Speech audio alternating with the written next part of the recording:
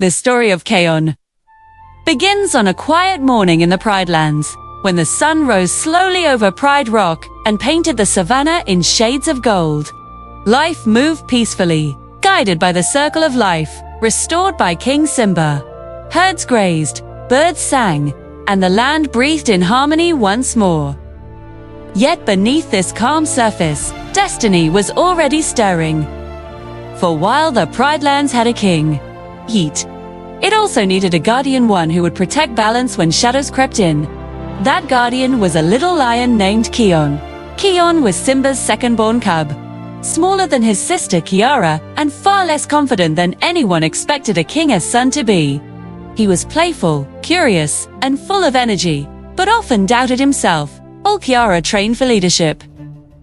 Kion spent his days exploring, asking questions, and imagining great adventures. He admired his father deeply, yet secretly wondered if he could ever live up to Simba's legacy. Too many. Kion was just a little lion with a lot to learn. No one suspected the power sleeping inside him. From an early age, Kion felt a strong connection to the Pride Lands. He noticed things others overlooked: the uneasy silence before danger, the way animals reacted when balance was threatened. He cared deeply about fairness and hated seeing anyone treated unjustly.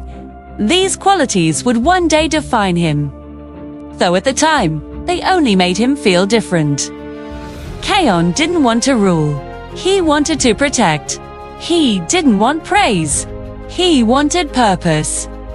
That purpose revealed itself when danger came unexpectedly. A group of predators threatened the borders of the Pride Lands, testing the kingdom's defenses. In a moment of fear and instinct, Kion stepped forward to protect others. As he roared, something ancient awakened. His voice thundered across the land, carrying a power older than memory itself. The ground shook, the sky echoed, and the threat was driven back in an instant. Why stood frozen, stunned by what had just happened. This was the roar of the elders.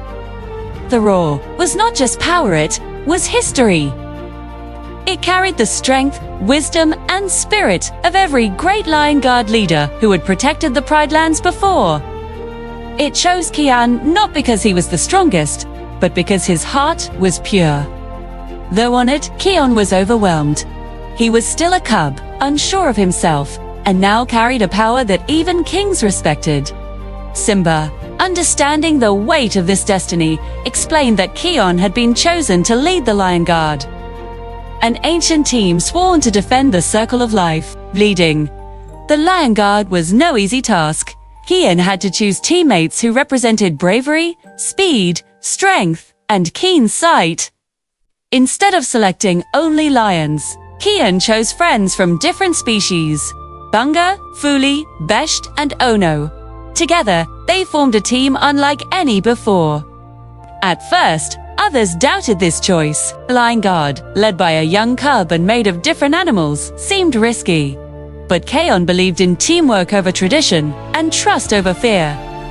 The early days of the Lion Guard were filled with mistakes. Kion struggled to give orders, doubted his decisions, and feared misusing the roar. Every time he raised his voice, he worried about losing control.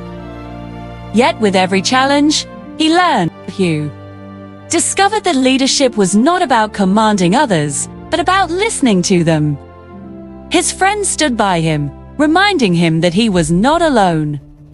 Slowly, confidence replaced doubt. As Kion grew, so did the threats facing the Pride Lands. Old enemies resurfaced, natural disasters tested the land, and dark whispers from the past returned. Shadow of Scar, Simba's fallen uncle, lingered in the spirit world. Scar sought to manipulate Kion, tempting him with power and revenge. He whispered that the roar could make Kion unstoppable, that strength alone could rule the Pride Lands forever. This was Kion's greatest test. At times, anger clouded Kion's judgment. When he used the roar without balance, it became unstable, reminding him that power without wisdom leads to destruction. Guided by Rafiki and the voices of past Lion Guard leaders, Kion learned a painful truth. The roar responds to the heart. Only when used for protection, not control, would it obey him fully. Through hardship, Kion matured. He learned patience, forgiveness, and restraint. 2. He learned that being small did not mean being weak, and that a big roar meant nothing without a kind heart behind it. The Lion Guard became stronger, bonded by loyalty and shared purpose. Together, they defended the Pride Lands time and time again, proving that unity was their greatest weapon. Kion's journey eventually led him beyond the Pride Lands, free.